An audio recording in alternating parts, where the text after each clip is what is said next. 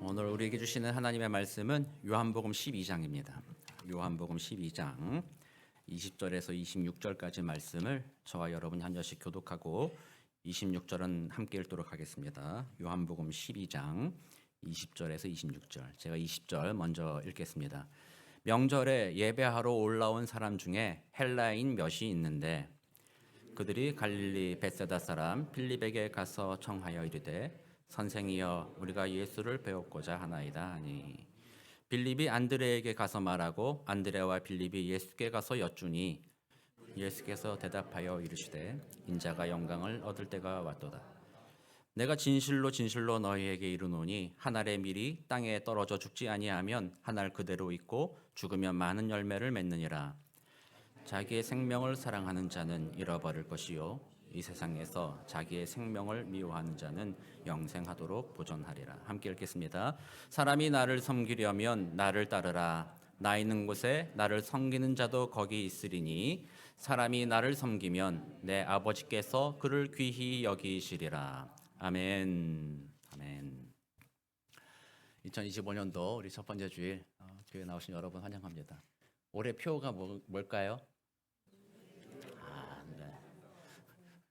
컨닝들을 아주 잘하십니다. 앞에 아주 크게 써 있습니다. 주의 은혜로. 제가 한번 옛날 했던 것처럼 표 재창 한번 해보겠습니다. 제가 선창하면 여러분들이 따라하는 겁니다. 주의 은혜로 주를 따라서. 좀 재미없습니다. 자, 이것도 해야 되겠습니다. 표 준비. 하면 야. 주의 은혜로 주를 따라서. 네, 이게 이제 저희 교회 올해 표어고요. 이 표에 관련한 우리 성경 구절이 오늘 우리가 읽은 요한복음 12장 26절 말씀입니다. 그래서 오늘 이 표를 생각해 보면서 말씀을 좀 나눌 텐데 여러분들께 한번 물어보겠습니다. 나는 주를 따르지 않겠다. 나는 내 길 가겠다 하시는 분들이 혹시 있으세요? 아마 주일날 예배 자리에 나오신 분들이라면 마음으로 나는 주를 따르겠다라는 그 마음들이 있으실 줄 압니다. 그런데 문제는 이겁니다. 뭐 두 가지 문제라고 볼 수 있는데요. 주를 몰라서 못 따라갑니다. 주가 원하시는 것이 뭐고 주가 어떻게 살으셨는지, 주의 삶이 무엇이었는지, 인생의 의미가 뭐였고 인생의 목적이 무엇이었는지를 잘 모르기 때문에 주를 따르지 못하는 경우들이 있습니다. 두 번째는 그걸 아는데도 우리의 죄된 본성 때문에 따르지 못하는 경우들도 있습니다. 그래서 신앙생활을 오래 해왔지만 목사인 저도 마찬가지고 여전히 주를 따라간다라는 말들이 마음의 부끄러움으로 다가옵니다. 어느 누구가 감히 나는 지난 2024년 한 해 동안 주를 잘 따라갔습니다라고 말할 수 있는 사람이 어느 누가 있겠습니까? 항상 우리들의 마음에는 참 부족한 것이 있다는 생각을 갖게 됩니다. 그러나 하나님은 우리에게 말씀하십니다. 괜찮다. 지난 한 해 좀 실패해도 괜찮다. 올해 또 다시 해보자. 그게 하나님의 은혜입니다. 그래서 올해 우리들은 이 표를 가지고 한번 마음으로 주를 한번 따라가 보겠다. 이 마음으로 올 한 해 승리하게 되는 복된 저와 여러분 되시기를 주의 이름으로 축원합니다. 그래서 오늘 이 본문 내용을 가지고 먼저 우리가 주가 무엇을 하셨는지, 어떻게 살으셨는지 그 얘기를 조금 잠깐 한번 살펴보고 그다음 우리에게 또 하나님께서 어떻게 따라오라고 하시는지 그래서 한번 생각해보는 시간을 가지려고 해요. 그래서 먼저 오늘 내용을 보면 그냥 읽고 지나갈 수 있는 내용이기도 하지만요. 잠시 들여다보면 사실 그 백그라운드, 그 행간, 글자 사이사이에 많은 것들이 좀 숨겨져 있다는 걸 우리가 알 수 있어요.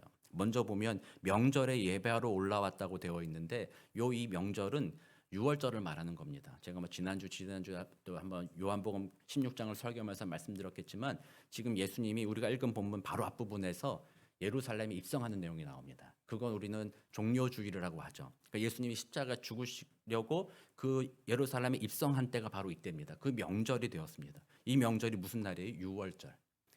유월절은 누구의 명절입니까? 유대인들의 명절이잖아요. 근데 여기 보니까 헬라인이 있다고 그러는 겁니다. 이 헬라인이 도대체 누구냐는 거죠. 유대인들은 대단히 배타적이죠. 뭐 오늘날도 마찬가지입니다. 여러분들이 나는 유대교 하고 싶다 이렇게 해도요. 유대교 쉽게 못합니다.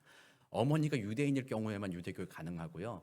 오늘날에는 여러 가지 까다로운 조건을 거쳐서 유대교 신자는 될 수 있으나 그러나 여전히 제한은 있습니다. 마찬가지로 이 당시만 해도 유대인들은 자신들의 혈통을 아주 중요하게 여겨왔던 족속이죠. 그러다 보니 헬라인 중에 어떤 사람들이 흩어진 유대인들을 통해서 하나님이란 존재에 대해서 배우게 되었고, 나도 그 여호와 하나님, 천지 창조주인 그 하나님을 좀 섬기고 싶다라는 유대교로 개종하려는 헬라인이 있었다는 거죠. 그래서 이 사람들도 유대인을 따라서 6월절에 명절에 예루살렘에 온 겁니다. 근데 와서 보니까 갑자기 소동이 일어났어요. 성 입구에 막 유대인들이 그 종려나무 가지 흔들면서 호산나 주의 이름으로 오시는 이여 막 소리를 지르고 있습니다. 헬라인이 볼 때는 저건 또 뭐야? 내가 딴 데 가서 그 하나님에 대해서 들어봤지만 쟤들이 갑자기 왜 6월절에 왜 저런 일을 행하지? 물어봤을 겁니다. 옆에 있는 사람한테 저게 무슨 일입니까? 물어봤더니 옆에 있는 사람들이, 그때 그 사람들은 예수님이 나사로, 죽은 나사로를 살린 것을 소식을 들었던 사람들이라고 되어 있어요. 그래서 죽은 사람을 살리는 저 능력의 주인, 능력 있는 그 사람, 야, 그 사람이 지금 예루살렘 들어온다. 저 사람이 우리의 메시아다. 막 찬양하는 겁니다. 헬라인한테 설명합니다. 야, 저 사람이 죽은 사람도 살렸대. 우리가 믿기로는 저 사람이 메시아야. 헬라인이 또 물어봅니다. 그럼 메시아가 뭐 하는 사람인데? 아, 저 메시아는 우리 유대인의 나라를 세울 거야. 헬라인에게는 복음이에요, 재앙이에요? 뭐야? 어떻게 되는 거예요? 저 메시아가 유대인으로서 유대인 왕국 세운다고? 그러면 헬라인이 나는 이제 어떻게 되는 거야? 안 그래도 지금 여기 예루살렘 성에 와 보니까 유대인들끼리 자기들끼리는 성전에 여기까지 들어가고, 거기 보면은 이방인의 뜰이 있고요. 그다음에 여인의 뜰이 있고, 또 남자들 들어가는 데가 있고 제사장의 뜰이 있고, 이 차별이 쭉 있는데 이방인이 맨 끝에 있단 말이에요. 내가 여호와 믿고 하나님 믿고 싶은데도 여전히 여기서 차별받고 있는데, 뭐야? 저 메시아 예수가 그 나라를 세운다고 그러면 나 어떡하지? 헬라인은 나를 받아줄까 안 받아줄까? 그 마음이 덜컥 들지 않겠어요? 저 나라 세운다는데. 그러니까 이 헬라인들이 갑자기 마음에 답답하기도 하고, 또 한편으로는 저 사람이 진짜 메시아라면, 그 나라 세운다면 좀 가서 청탁을 해야 되겠다. 지금 좀 미리 잘 보여놔야 되겠다. 그 나라 세울 때 난 비록 헬라인이지만 나 좀 도와주십시오. 이런 마음이 들었을 거라는 거예요. 그러니까 이 사람이 이 유대인 공동체 안에 소외된 소수민족, 약자로서 그 안에 머물러 있으면서, 또 유대인들이 더 힘을 얻게 될 때 자기들을 향한 억압이, 차별 이런 것들이 더 커질 것인가, 이것을 두려워하는 마음이 있었고, 그것을 좀 도와달라는 의미로서 예수님께, 메시아라는 예수님께 좀 가서 물어보고 싶었던 거죠. 물어보고 싶었는데 처음에 누구한테 갔어요? 빌립한테 갔다고 해요. 예수님의 제자 중에 빌립은 그리스식 이름이에요. 헬라식 이름이에요. 빌립이 히브리 이름이 아니에요. 그러니까 이 헬라 사람들하고 좀 친했겠죠. 이름 자체가 헬라식이니까. 빌립한테 갔습니다. 빌립이 얘기를 들어봤습니다. 그래? 예수님이 그 나라 세울 때 아직 제자들도 예수님의 나라가 뭔지 몰랐어요. 이 유대인들과 똑같았어요. 로마를 멀리치고 자기 나라 세울 거라 생각했던 때였기 때문에, 그래, 헬라인들이 좀 차별받을 수 있겠지. 내가 한번 예수님께 물어봐야 되겠어. 그렇지만 이 빌립도 여전히 마음이 조심스럽습니다. 그냥 가서 물어보지 못하고 안드레를 찾아갑니다. 안드레 형님, 저 헬라인들이 찾아와서 예수님이 세우실 그 나라에 자기들 좀 봐달라는 건지 뭔지 얘기하고 싶다는데 어떻게 할까요? 자기도 여전히 마음에 차별하는 마음이 남아 있었던 겁니다. 헬라인은 중심에 오면 안 돼. 헬라인은 유대교의 중앙에 있지 않아. 헬라인은 변두리에 그냥 있다가 떨어지는 부스러기 은혜만 좀 받으면 되는 거지. 그것만 받아도 감사하고 감지덕지 하는 게 헬라인인데, 아유, 감히 헬라인이 무슨 메시아를 만나고 뭐 한다고 그래. 안드레가한테 물어보고 이랬을 때 안드레가 또 예수님께 물어봅니다. 그러나 예수님이 그때 답변을 합니다. 이 답변이 그 헬라인한테 했는 것인지 아니면은 빌립과 안드레에게 했는 것인지는 명확하진 않지만, 문맥성으로 볼 때는요, 일반적으로 그냥 답을 준 겁니다. 그런 사람들에게, 나는 소외받고 나는 차별당하고 나는 세상에서 억울한 일을 당하는 사람인 나도 당신의 나라에서 나를 용납해 줄 겁니까? 라는 두려운 마음으로 묻는 자들에게 예수님이 일반적인 대답을 하는 겁니다. 오늘날 우리 교회, 토렌 선한 목자교회에도 어쩌면 그럴 수 있습니다. 제가 이따가 말씀드리겠지만요, 우리 교회 너무나도 감사한 교회입니다. 여러분들이 잘 모르셔서, 우리가 얼마나 좋은 교회인지 잘 모르시는 것 같아요. 얼마나 좋은 교회냐면요, 2023년도, 2024년도에 계속 부흥이 되는 교회였어요. 할렐루야. 지금 한인 이민교회 부흥되기 힘듭니다, 여러분. 교회가 줄어들지 않으면 다행이다 생각하는 이 시대 가운데, 이렇게 작은 교회라고 해도 이 교회가 계속해서 부흥된다라는 거는 얼마나 감사하고 얼마나 할렐루야입니까? 낙심할 게 없습니다. 너무 좋은 교회입니다. 그런데 문제는 여전히 있습니다. 이 본문에 나온 헬라인과 같은 문제 있을 수 있습니다. 우리 교회 처음 오시는 새가족분들이 그 교회 가면 누구 장로 있고 누구 있고 누구 있어서 그 사람들이 중심이지 나는 뭐 그냥 변방에 그냥 있는 거지 뭐. 이렇게 해서 그 사이에 차별과 차이가 눈에 보이지 않지만 느껴지는 그 세상. 어떻게 보면 그게 세상적인 교회이고 세상의 모습이잖아요. 세상은 그렇다는 거예요. 겉으로는 차별이 없어. 우리 미국에서 무슨 인종차별이 어디 있습니까? 인종차별 얘기했다가 아주 큰일 나잖아요. 그런데 우리들은 느끼잖아요. 때때로 우리가 그런 일을 경험하게 되잖아요.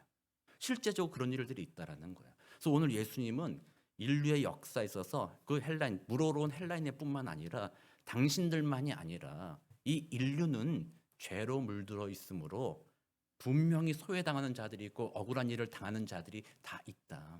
그 주변부에서 밀려나서 중심부에서 밀려나서 주변부에 머무르면서 소속감을 잃어버리고 불안감에 떠는 사람들이 있다. 나는 그 모든 사람에게 이야기한다 하면서 하신 답변이 뭡니까? 23절 예수께서 대답하여 이르시되 인자가 영광을 얻을 때가 왔도다라고 대답합니다. 이게 무슨 소리예요? 아니 나 차별할 겁니까? 나 받아줄 겁니까? 물어봤는데 예수님의 답변이 너 차별 안 해. 받아줄게. 이렇게 하지 않고 하신 말씀이 인자가 영광을 받을 때가 왔도다 이렇게 얘기했어요. 이게 무슨 소리예요? 그래서 사람들이 궁금해서 영광을 받으실 때가 왔다. 유대인들과 제자들은 이렇게 생각했을지도 모릅니다. 그렇다면 저분이 드디어 자신의 권력을 발휘할 때가 왔구나. 우리가 믿었던 바대로 바람을 잠잠케 하시며 많은 이들을 먹이셨던 능력의 하나님, 병든 자를 고치시기도 하고 죽은 자를 살리시는 권능의 하나님이 그 예수님이신데 그 하나님의 아들이신 예수님이 드디어 힘을 발휘해서 이제 로마에 들어가면 로마의 한 자리 차지하고 있었던 공회원들과 로마 군인들과 총독들을 몰아내고 자신의 권력으로서 높이 들린 영광스러운 자리에 올라갈 때가 됐구나라고 생각할 수가 있겠죠. 여러분들도 마음에 그런 생각 안 듭니까? 인자가 영광을 얻을 때가 왔다 이러면 예수님이 영광 받으십시오 그러면 어떻게 해야 돼요? 높은 자리에 가야 되잖아요. 영광 받으시려면. 저 밑에 땅구석에 있으면 무슨 영광을 받아요. 제자들도 영광을 받을 때가 왔다. 주님 높아지시는구나. 나를 따르라. 잔다르크처럼 또는 우리 독립투사들처럼 내가 독립을 이루겠다. 그럴 때가 왔다라고 생각할 수 있는데 바로 그 인자가 영광을 얻을 때가 왔노라라는 말을 그치자마자 그 의미가 그 다음 구절에서 바로 설명합니다. 24절에서 말합니다. 내가 진실로 진실로 너희에게 이르노니 한 알의 밀이 땅에 떨어져 죽지 아니하면 한 알 그대로 있고 죽으면 많은 열매를 맺느니라 말하면서 하시는 말씀이 뭐예요? 인자는 영광을 어떻게 얻는다는 거예요? 죽음으로써 얻는다라고 하는 거예요. 인자가 얻은 영광은 높아짐으로써 자신의 권력과 힘을 발휘하고 자신이 잘났다는 것을 증명함으로써 사람들 앞에서 조명을 받고 그 안에서 사람들이 야 대단하다 찬송하는 그런 방식으로 영광을 입지 않을 것이고 인자는 죽음으로써 영광을 얻는다. 그렇게 말씀하시는 거예요. 실제로 우리는 그걸 믿습니다. 예수님이 죽으심으로 우리들의 모든 죄가 사하여졌고 하나님께서 그를 귀히 여기사 오늘 보면 나를 섬기는 자 하나님이 귀하게 여기신다고 했죠. 예수님이 하나님을 섬김으로 자신의 생명을 내어드렸더니 그를 귀하게 여기사 다시 부활케 하셔서 사람들로 하여금 그 영광스러운 부활을 보게 하셨잖아요. 그렇게 영광을 입게 하셨다라고 말씀하시는 거예요. 그래서 내가 영광을 얻을 때란 말은 내가 죽음으로써 너희들의 죄를 씻을 때가 왔노라. 그리고 다시 부활하심으로써 부활 소망을 너에게 줄 때가 왔노라. 이렇게 말씀하셨어요. 그러면 그 예수님의 부활 승천하신 그 나라에서 이제 이루어지는 나라는 뭡니까? 그 영광을 통해서 이루어지는 건 뭡니까? 더 이상 차별 없다라는 겁니다. 이제는 더 이상 유대교 율법을 지키고 유대 혈통이어야지만 중심부에 들어가는 것이 아니라 내가 영광을 얻었으니 내가 죽었으니 너희들의 모든 죄가 씻어졌으니 헬라인이나 유대인이나 차별이 없노라. 죄인이나 의인이나 차별이 없노라. 모두 다 하나님 나라의 상속자가 되었노라 라고 말씀하시는 거예요. 이 예수님의 이 말씀이 바로 그거예요. 헬라인에게 대한 답변이 지금은 명확하지 않습니다. 예수님이 실제로 십자가에 죽으시고 부활하셨을 때만 명확해지기 때문에 이 내용들을 요 당시의 헬라인들이나 제자들은 바르게 이해하지는 못했을 거예요. 그러나 예수님께서 이 말씀을 통해서 우리에게 보여주신 것, 미리 말씀하여 주시고 오늘날 우리들은 그 모든 경과를 다 알고 있는 우리들이 이 예수님의 의도를 생각해 본 겁니다. 그의 답변은 바로 그거라는 겁니다. 하나님의 나라가 임하니 헬라인들이여 걱정하지 마라. 내가 그 나라를 세울 것이니 그 나라 백성된 너희들이여 걱정하지 마라. 거기엔 차별이 없노라. 거기에는 높낮이가 없노라. 거기에는 두려움이 없노라. 소외됨이 없노라. 슬픔이 없노라. 그 나라는 영광스러운 하나님의 나라가 될 것이고 나는 그 일을 이룰 것이다 라고 답변한 거예요. 이 말을 들은 헬라인들의 마음이 어떻겠어요? 이걸 깨달았다면 헬라인들은 반드시 할렐루야 찬양할 겁니다. 당신이 그 나라를 이루십시오. 당신이 메시아가 되어 주십시오라고 믿음으로 고백할 것이고 나는 그런 당신을 섬기겠습니다라고 고백했을 거라는 거죠.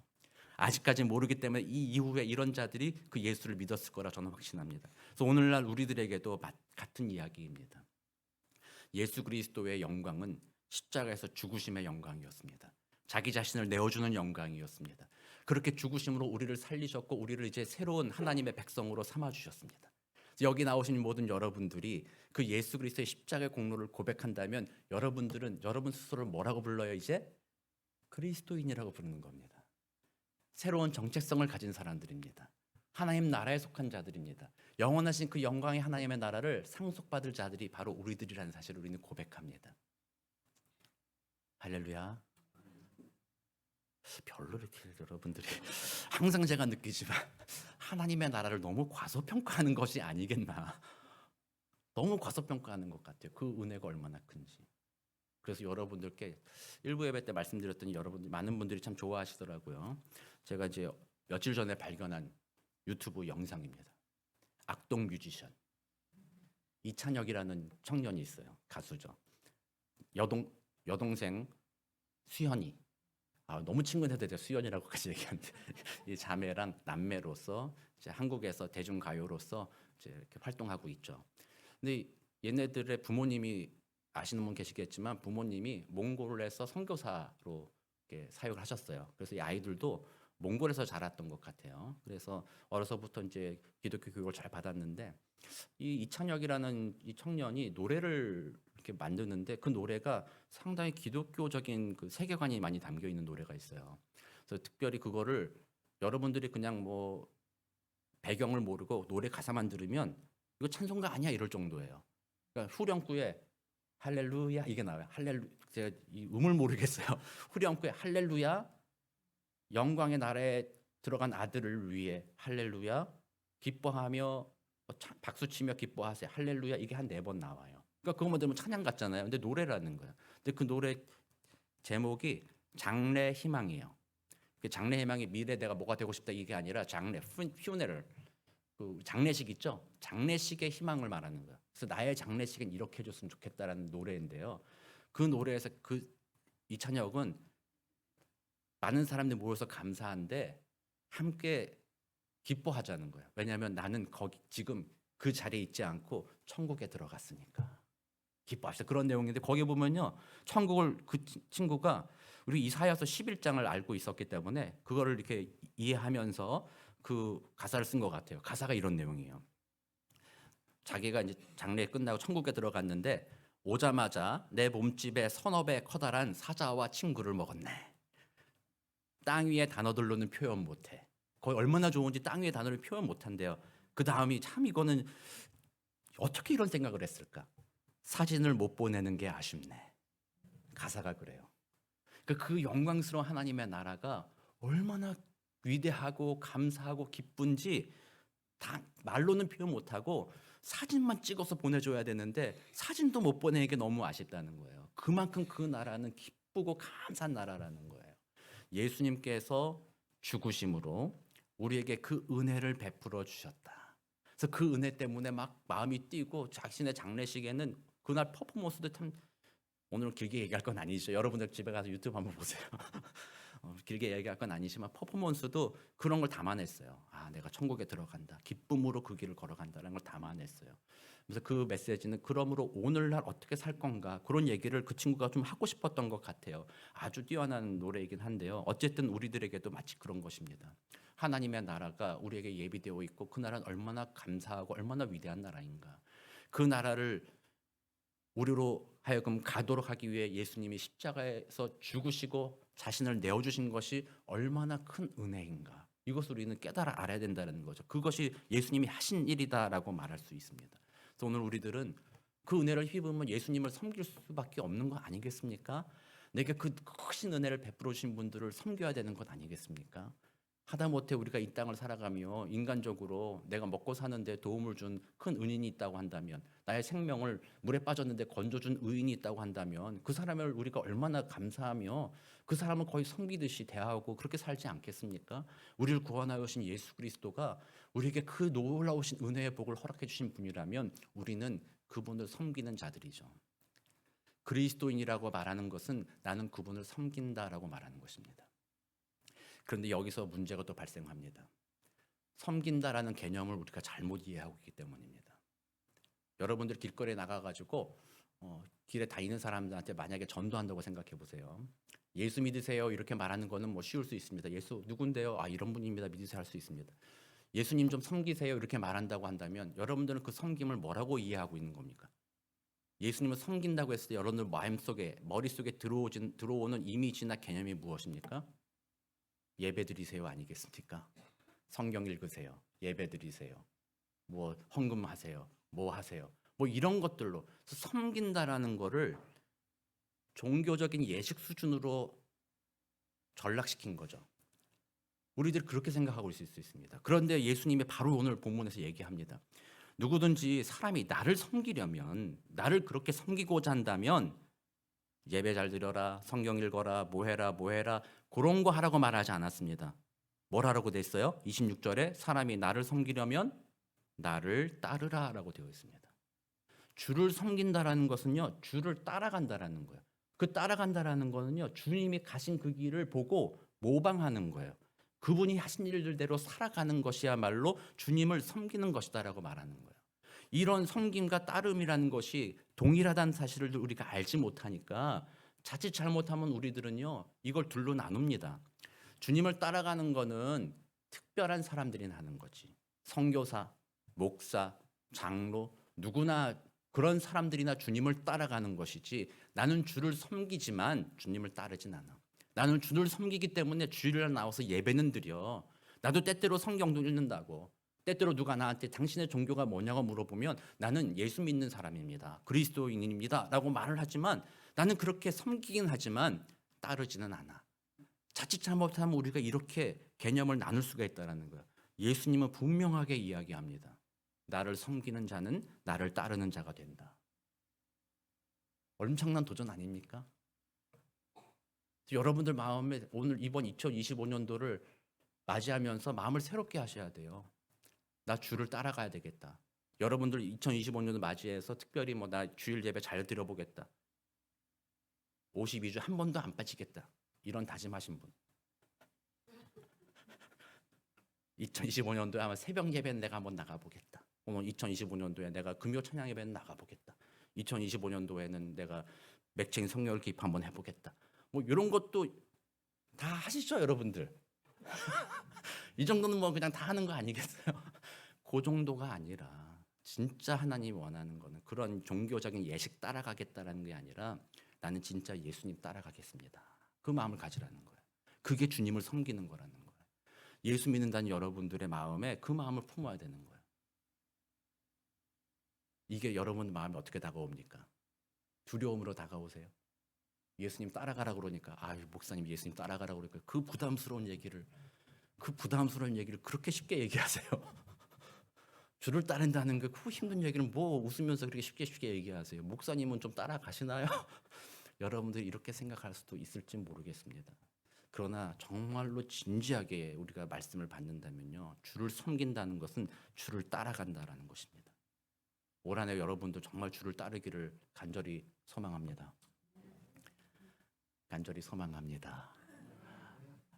아멘을 계속 안 하시는 분들이 계시면 제가 10번은 해야 아멘은 한 번 하실까 봐.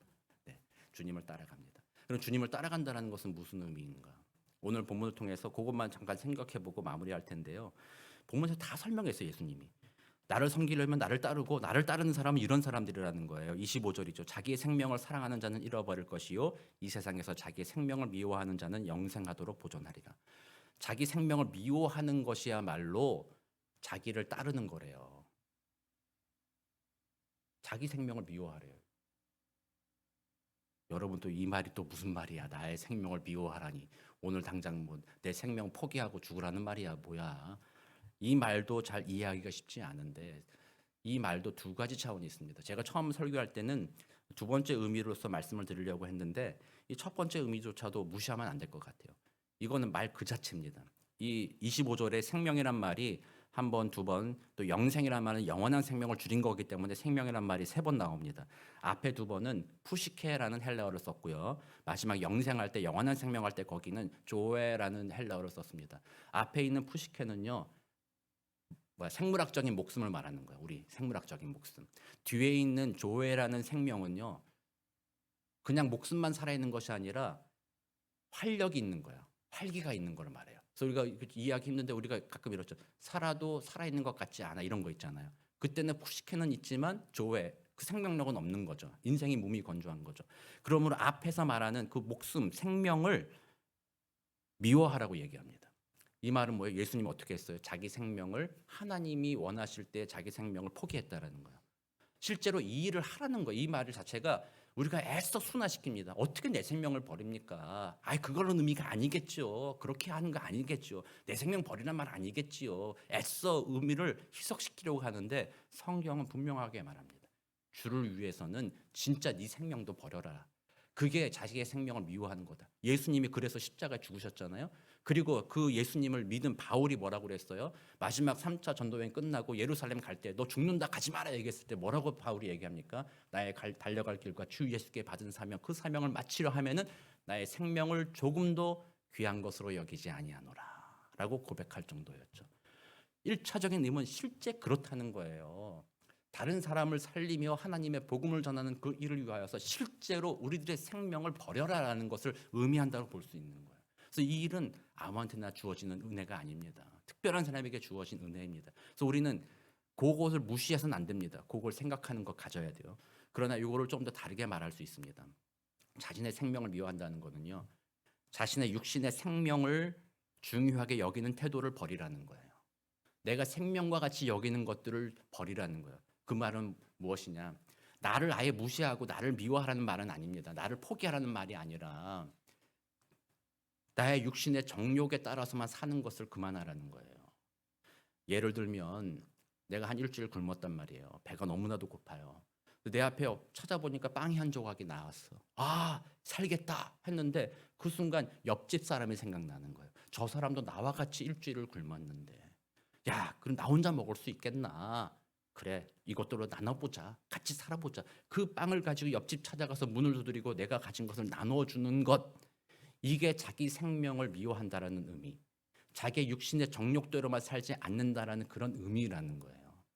실제로 이런 일들이 여러분들 많은 사람들이 그렇게 살아가요. 오늘은 그 실제 얘기는 하지 않겠습니다. 시간이 많이 갔기 때문에. 자기를 미워한다라는 건 그러므로 자기 중심성을 벗어나라는 거예요. 내가 갖고 싶은 것, 내가 하고 싶은 것, 내가 원하는 것, 그것이 반드시 이루어져야만 된다고 생각하는 것을 포기하는 거예요. 내가 생각하는 길은 여기에 있지만 옆에 있는 지체와 다른 사람들을 보니까 저 사람들을 유익하게 하기 위해서는 내가 이렇게 다 가질 것이 아니라 조금 나눠줘야 되겠구나. 좀 나의 의견을 끝까지 주장하지 않고 나의 의견을 조금 누그러뜨리고 저 사람들의 말을 들어야 되겠구나 하는 이 모든 태도가 바로 자기의 생명을 미워하는 것이라는 카테고리 안에 들어가 있는 거예요. 이런 태도를 가진 사람들이 점점 그렇게 훈련되어 가다 보면 마지막 어느 순간인가 성령의 은혜가 충만하게 임하면 첫 번째 의미인 진짜 자기 생명을 버린 데까지도 갈 수 있는 믿음의 사람으로 성장해 간다라는 거예요. 그래서 교회에서는 그렇게 훈련해 가는 겁니다. 그래서 올해 우리 교회에 주의 은혜로 주를 따라서라고 말했을 때 여러분들이 주보 안쪽 오른쪽에 보시면 제가 가치에 대해 써놨습니다. 섬기는 것과 전도하는 것과 선교하는 것과 포용과 용서라고 되어 있습니다. 여기서 진짜 중요한 건 저는 선교와 전도도 우리 열심히 하는 교회 되고 싶지만 마지막 첫 번째와 마지막에 섬김, 포용과 용서 이것이야말로 자기 생명을 미워하는 것의 출발점이라는 거예요. 이게 안 되면 그 다음이 안 된다라는 거예요. 여러분들이 올해 나는 주를 따라가겠습니다. 그러므로 나의 생명을 미워하겠습니다. 이 마음을 가진 사람이라면 일부 예배 때도 했더니 분위기가 좋았는데요. 오래간만에 하는 겁니다. 이런 태도 버리라는 거예요. 안 들린다. 실제로 여러분 그러지 않아요?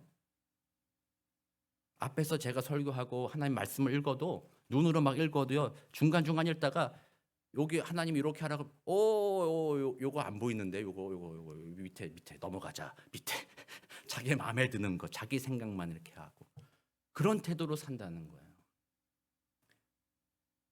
경험이 많이 쌓이고 교회 생활을 오래 하다 보면 자기 생각이 굳어지기 시작하면요. 이 변하는 세대 가운데 다른 사람이 어떻게 고통당하는지 어떻게 차별을 느끼는지 교회 안에서 왜 그 사람들을 힘들어하는지 거기에 귀를 닫을 수 있어요. 그런 거는 자기 생명을 미워하는 게 아니에요. 교회에서 만약에 힘들어하는 분들이 있다면 소외된 분들이 있다면 또 교회 처음 오신 분들 있잖아요. 그분들이 얼마나 낯설고 여기서 과연 사람들이 나를 받아줄까 이런 마음으로 얼마나 힘들어하겠어요. 그런 분들의 마음을 이해해 주는 거죠. 부흥하지 않는 교회는요. 새 가족이 오면 쟤는 왜 왔나? 또 우리 교회에 또 무슨 나쁜 영향력을 끼치러 왔나? 머리부터 발끝까지 한번 스캔 한번 하고 그 다음에 쟤는 받을 만하다 아니다 이거 결정합니다. 그래서 이미 새 가족이 오면요 1주일 2주일 날에 결판 납니다. 계속 있을지 떠날지. 여러분들도 경험해 봤잖아요. 왔는데 계속 눈을 이렇게 막 이렇게 봐요. 그러면 그 눈길이 무서워서 교회 안 온다는 거예요. 그거는 자기를 미워하는 게 아니에요. 자기를 사랑하는 거예요. 자기 생명을 사랑하는 거예요. 자기를 미워한다는 거는요. 마음 문을 열고 사람을 받아주려고 하고 귀를 열고 눈을 여는 겁니다. 다른 사람을 이해해 주려고 하는 것입니다. 내가 경험했던 거 내가 가졌던 지혜가 이거라 할지라도 저 사람이 편안하게 느끼기 위해서는 내가 그것도 포기할 수 있다라고 말할 수 있어야 되는 겁니다. 그래서 건강한 교회는 그렇게 오는 여러 사람들을 열린 마음으로 받아주는 교회. 그 토양이 준비되어 있는 교회들이 세상 속에 부흥하는 교회가 되어갑니다. 그런 교회들이 세상에 잃어버린 자들을 찾는 교회가 되는 것입니다. 아까 말한 악동 뮤지션 그가 쓴 그 장래희망이라는 그 유튜브에 보면 링크를 보면요. 그 내용 자체가 사람들에게 너무 위로가 되고 사람들의 마음을 터치하는 것이 되다 보니까 댓글에는 막 사람들이 이래요. 만약에 성경에서 말하는 기독교에서 말하는 천국이 이런 곳이라면 나는 한번 하나님 믿어보고 싶다. 그 일이 막 써 있어요, 애들이. 난 교회 안 다녔는데 안 나간 지 오래됐는데 이 노래를 들으니까 교회 한번 다시 나가보고 싶다. 이런 막 써 있다는 거예요. 근데 현실은 자칫 잘못하면 그런 사람들 교회 갔더니 여긴 아닌가 보다. 다시 교회 나가게 되는 그런 현실이 될 수도 있다는 거예요. 그러므로 올해 우리가 주를 따르자. 여러분들 모두 제가 여러분들 정말 나를 따라오십시오. 한배 죽으러 갑시다. 뭐 이렇게 하고 여러분들 전도와 선교합시다. 뭐 이렇게 그렇게 강요하지 않겠습니다만 여러분들의 마음의 시작이 준비되는 겁니다. 자기를 미워하는 것. 그래서 나를 막 미워해가지고 나는 뭐 자기 비하하고 그러란 말이 아니죠. 옆에 있는 사람을 더 깊이 생각하라는 겁니다. 그렇게 미워하면 영생하도록 보존하니라. 영생이라는 말은요. 아까 말한 조회라고 했잖아요. 활력이 넘치는 거라는 거예요. 교회 생활이 활력이 넘치기 시작합니다. 그렇게 생각하잖아요. 여러분들도 경험했을 거예요. 교회에서 독불장군처럼 내 뜻대로 해, 내 맘대로 해, 내가 할 거야, 나 한 대로 해 이렇게 하는 분들은요. 처음에는 좋아 보이지만 결국에는 주변에 있는 사람들이 그와 함께 있는 것이 불편해지기 시작해요. 그러니까 교회 생활의 활력이 점점 사라져가게 돼요. 그러나 다른 사람을 섬기기 위하여 나의 의견을 굽히고 나의 생명을 내려놓고 돕겠다 마음 먹고 이런 사람들이 있으면요. 사람들이 그 사람을 얼마나 환영합니까? 그 사람이 뭐 하겠다 그러면 옆에서 나서서 도와주겠다고 하지. 그 사람이 뭐 한다고 그러면 하지 마. 이렇게 말하는 경우가 거의 없어요. 그래서 정말 나를 버리면 이건 진리입니다. 성경적인 진리뿐만 아니라 인생의 진리이기도 합니다. 나를 비우고 겸손한 마음이 되어서 귀를 열고 다른 사람을 존중하며 그들을 살리고자 하는 마음으로 품었을 때 그 안에 조회, 활력 있는 생명, 영원한 생명이 우리에게 주어진다라는 것입니다. 그래서 올 한해 우리가 좀 그렇게 걸어가 보기를 원합니다. 여러분들의 마음 쉽진 않습니다. 이것이 제가 이렇게 말씀드린다고 되지는 않습니다. 실패할 것입니다. 자꾸 안 됩니다. 마음은 원이로되 육신이 약하도다. 내 마음으로는 주님을 따라서 살고 싶지만 내가 자꾸 실패합니다. 실패해도 괜찮습니다. 실패할 때마다 주님 보는 겁니다. 그렇습니다. 하나님, 예수님 나는 실패합니다. 그러나 예수님은 이루셨죠. 그러니 예수님 나를 도와주십시오. 예수님 나와 함께 해주십시오. 그렇게 믿음으로 고백하는 겁니다. 그러면 내 힘으로가 아니라 성령의 능력으로 나의 사랑하는 나를 사랑했던 마음이 사라져가고 나의 생명을 미워하게 되며 주님을 따라서 섬김의 삶을 살게 되고 포용하고 용서하는 삶을 살게 되어서 모두가 행복한 그 영광스러운 하나님의 나라를 우리는 맛보게 될 것이라 생각합니다. 그 은혜를 우리가 누리게 되길 원하고요. 오늘 주보 광고에 보면 토마스 아킨푸스의 그리스도를 본받아라는 책이 1월 추천 도서로 되어 있습니다. 그리스도를 본받아 들어보신 적은 있으실 거라고 생각합니다. 기독교의 3대 고전입니다. 3대 고전, 어거스틴의 고백록, 그리고 지난 11월 달 우리의 추천 도서였던 존 버년의 철로 역정, 그리고 이번 1월 달에 추천해드리는 토마스 아킨피스의 그리스도를 본받아. 이게 기독교의 3대 고전이에요. 1600년, 이 그리스도를 본받아는 1300년경에 쓰여진 책이에요. 그때 이후로 많은 그리스도인들이 이 책을 통해서 많은 위로를 받았어요. 그래서 이 책을 읽으면서 저도 이 책을 젊었을 때 좀 읽었는데요. 한 장 한 장 넘기기가 힘들었어. 왜냐하면 한 장 한 장마다 그리스도를 본받아 사는 삶이란 이런 것이네. 밑줄 긋느라고, 밑줄 긋고 접느라고 막 넘길 수가 없어요. 나중에 책이 막 접고 막 하다 보니까 책이 요만했던 책이 요만해졌어요. 덮이지 않는 정도로 한 구절 한 구절이 정말로 도전이 되는 말씀들이 담겨 있어요. 어렵지만 추천 도서입니다. 우리가 예수 믿는다고 하는데 성경도 이렇게 말해도 되나? 성경도 안 읽는데 그것도 읽을까요? 이게 아니겠죠? 성경을 열심히 읽으시니까 성경을 잘 알기 위해서 3대 고전도 읽어보는 것은 중요합니다. 한번 읽어보시면서 올 한 해 내가 그리스도를 본받기를 원합니다. 주님을 따라가기를 원합니다. 성령 하나님, 예수님 내게 임재하여 주셔서 내 마음을 고치십시오. 나를 변화시켜 주십시오. 그래서 나를 통하여 하나님의 나라를 우리 모두가 맛보게 하옵소서. 기도하시고 승리하게 되시는 복된 저와 여러분 되시기를 우리 주 예수 그리스도 이름으로 축원합니다. 우리 다 함께 이 시간